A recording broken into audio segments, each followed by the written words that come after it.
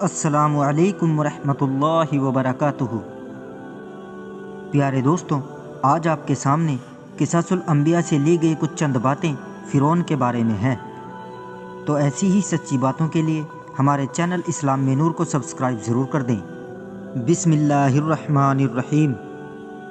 حضرت موسیٰ علیہ السلام و حضرت ہارون علیہ السلام کے درمیان جب ملاقات اور بات چیت کا سلسلہ ختم ہوا تو اب دونوں نے طے کیا کہ اللہ کا حکم پہنچانے کے لیے فرعون کے پاس چلنا چاہیے اور اس کو اللہ کا پیغام سنانا چاہیے۔ اس غرض سے دونوں بھائی یعنی اللہ کے سچے پیغمبر و نبی فرعون کے دربار میں پہنچے اور بغیر کوئی ڈر اور خطرہ محسوس کیے داخل ہو گئے۔ جب فرعون کے تحت کے قریب پہنچے تو حضرت موسیٰ و ہارون علیہ السلام نے اپنے آنے کی وجہ بیان کی اور بات چیت شروع ہوئی۔ اور موسیٰ نے کہا، اے فرعون، میں جہانوں کے پروردگار کا بھیجا ہوا رسول ہوں۔ میرے لیے کسی طرح زیبا نہیں کہ اللہ پر حق اور سچ کے علاوہ کچھ اور کہوں۔ بے شک میں تمہارے لیے تمہارے پروردگار کے پاس سے دلیل اور نشانی لایا ہوں، بس تو میرے ساتھ بنی اسرائیل کو بھیج۔ فرعون نے جواب میں کہا، کیا ہم نے تجھ کو اپنے یہاں لڑکا سا نہیں پالا اور تو ہمارے یہاں ایک مدت تک نہیں رہا؟ اور تو نے اس زمانے میں جو کچھ کام کیا وہ تجھے خود بھی معلوم ہے اور تو ناشکر گزار ہے۔ حضرت موسیٰ علیہ السلام نے کہا، میں نے وہ کام مصری کا قتل ضرور کیا اور میں چوک جانے والوں میں سے ہوں، پھر یہاں سے تمہارے خوف سے بھاگ گیا۔ پھر میرے رب نے مجھ کو صحیح فیصلے کی سمجھ دی اور مجھ کو اپنے پیغمبروں میں سے بنا لیا۔ یہ اس کی حکمت کی کرشمہ سازیاں ہیں اور میری پرورش کا یہ احسان جس کو تو مجھ پر جتا رہا ہے، کیا ایسا احسان ہے کہ تو بنی اسرائیل کو غلام بنائے رکھے؟ کیا مانی ہے پروردگار عالم کے؟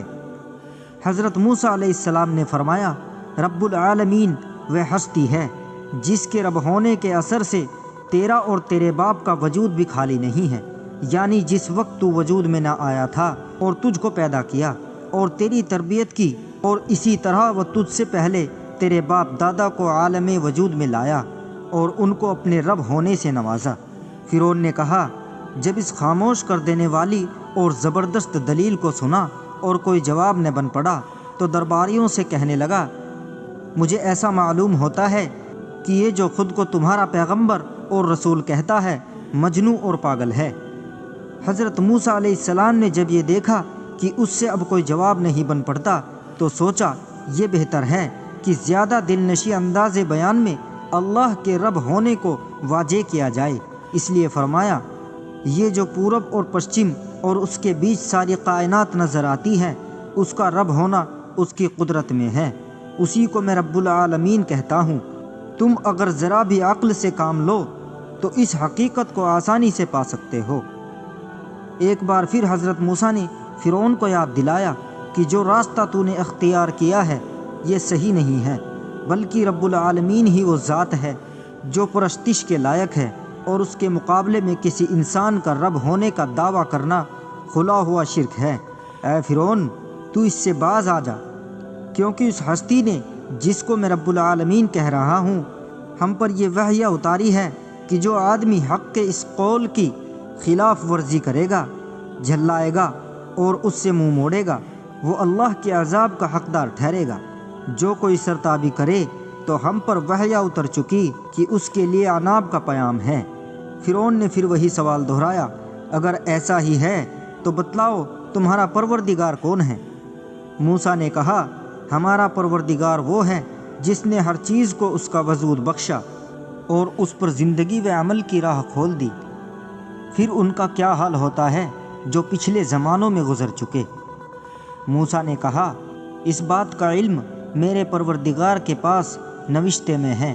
میرا پروردگار ایسا نہیں ہے کہ کھویا جائے یا بھول میں پڑ جائے۔ وہ پروردگار جس نے تمہارے لیے زمین بچھونے کی طرح بچھا دی، چلنے پھرنے کے لیے اس میں راہیں نکال دی، آسمان سے پانی برسایا، اس کی سینچائی سے ہر طرح کی ونسپتی کے جوڑے پیدا کر دیے، خود بھی کھاؤ اور مویشی بھی چراؤ۔ اس بات میں عقل والوں کے لیے کیسی کھلی نشانیاں ہیں۔ اس نے اس زمین سے تمہیں پیدا کیا، اسی میں لوٹنا ہے اور پھر اسی سے دوسری بار اٹھائے جاؤ گے۔ تفسیر کے علماء لکھتے ہیں کہ فرعون اور موسیٰ کے ان مقابلوں میں حضرت ہارون علیہ السلام دونوں کے درمیان ترجمان ہوتے اور حضرت موسیٰ علیہ السلام کی دلیلوں اور ثبوتوں کو بڑے ہی اثردار انداز کے ساتھ ادا فرماتے ہیں۔ الگ الگ مجلسوں میں بات چیت کا یہ سلسلہ جاری رہا اور فرعون نے بحث کے سلسلے کو ختم کرنے کے لیے دوسرے طریقے اختیار کیے۔ آخرکار اس نے اپنی قوم کو مخاطب کرتے ہوئے کہا، اے جماعت، میں تمہارے لیے اپنے سوا کوئی خدا نہیں جانتا۔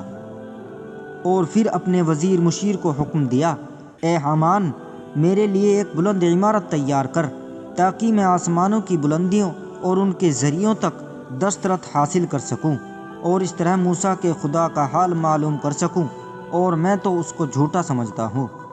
حامان کے بارے میں قرآن نے صاف نہیں کیا کہ یہ شخصیت کا نام ہے یا عہدے اور منصب کا، اور اس نے اس پر روشنی ڈالی کہ حامان نے عمارت تیار کرائی یا نہیں۔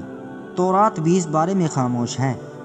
غرض فرعون کا خدشہ بڑھتا ہی رہا اور نوبت یہاں تک پہنچی کہ فرعون نے کہا، اگر تو نے میرے سوا کسی کو معبود بنایا تو میں تجھے ضرور قتل کر دوں گا۔ موسیٰ نے کہا، اگرچہ میں تیرے پاس ظاہر نشان لایا ہوں تب بھی۔ فرعون نے کہا، اگر تو سچا ہے تو وہ نشان دکھا۔ حضرت موسیٰ علیہ السلام آگے بڑھے اور بھرے دربار میں فرعون کے سامنے اپنی لاٹھی کو زمین پر ڈالا۔ اسی وقت اس نے اجگر کی شکل اختیار کر لی اور یہ حقیقت تھی، نظر کا دھوکہ نہ تھا۔ اور پھر حضرت موسیٰ علیہ السلام نے اپنے ہاتھوں کو گریبان کے اندر لے جا کر باہر نکالا تو وہ ایک روشن ستارے کی طرح چمکتا ہوا نظر آ رہا تھا۔ یہ دوسری نشانی اور دوسرا معجزہ ہے۔ فرعون کے درباریوں نے جب اس طرح ایک اسرائیلی کے ہاتھوں اپنی قوم اور اپنے بادشاہ کی ہار کو دیکھا تو تل ملا اٹھے اور کہنے لگے، بے شک یہ بہت بڑا ماہر جادوگر ہے، اور اس نے یہ سب ڈھونگ اس لیے رچایا ہے کہ تم پر غالب آ کر تم کو تمہاری سرزمین مصر سے باہر نکال دے۔ اس لیے اب ہم کو سوچنا ہے کہ اس کے بارے میں کیا ہونا چاہیے۔ آخر فرعون اور فرعونیوں کے آپسی مشورے سے یہ طے پایا کہ فی الحال تو اس کو اور ہارون کو مہلت دو، اور اس مدت میں پورے راجیہ سے ماہر جادوگروں کو راجدھانی میں جمع کرو، اور پھر موسیٰ کا مقابلہ کراؤ۔ یہ ہار کھا جائے گا اور اس کے تمام ارادے خاک میں مل جائیں گے۔ تب فرعون نے حضرت موسیٰ علیہ السلام سے کہا، موسیٰ، ہم سمجھ گئے کہ تو اس حیلے سے ہم کو مصر کی دھرتی سے بے دخل کرنا چاہتا ہے، اس لیے تیرا علاج اب اس کے سوا کچھ نہیں کہ بڑے بڑے ماہر جادوگروں کو جمع کر کے تجھ کو ہار دلا دی جائے۔ اب تیرے اور ہمارے درمیان مقابلے کے دن کا سمجھوتا ہونا چاہیے، اور پھر نہ ہم اسے ٹالیں گے اور نہ تم وعدہ خلافی کرنا۔ حضرت موسیٰ علیہ السلام نے فرمایا کہ اس کام کے لیے سب سے بہتر وقت یوم زینہ، جشن کا دن ہے۔ اس دن سورج بلند ہونے پر ہم سب کو موجود ہونا چاہیے۔ مصریوں کی عید کا دن جو وفاونیل کے نام سے مشہور ہے، کیونکہ ان کے یہاں تمام عیدوں میں سب سے بڑی عید کا دن یہی تھا۔ غرض موسیٰ علیہ السلام اور فرعون کے درمیان یوم زینہ طے پایا، اور فرعون نے اسی وقت اپنے ذمہ داروں اور درباریوں کے نام حکم جاری کر دیے کہ پورے راجیہ میں جو بھی مشہور اور ماہر جادوگر ہو اس کو جلد سے جلد راجدھانی روانہ کرا دو۔ تو پیارے دوستو، اس قصے کا اگلا پارٹ آپ لوگوں کے سامنے جلد حاضر ہوگا۔ بہت بہت شکریہ۔ السلام علیکم ورحمۃ اللہ وبرکاتہ۔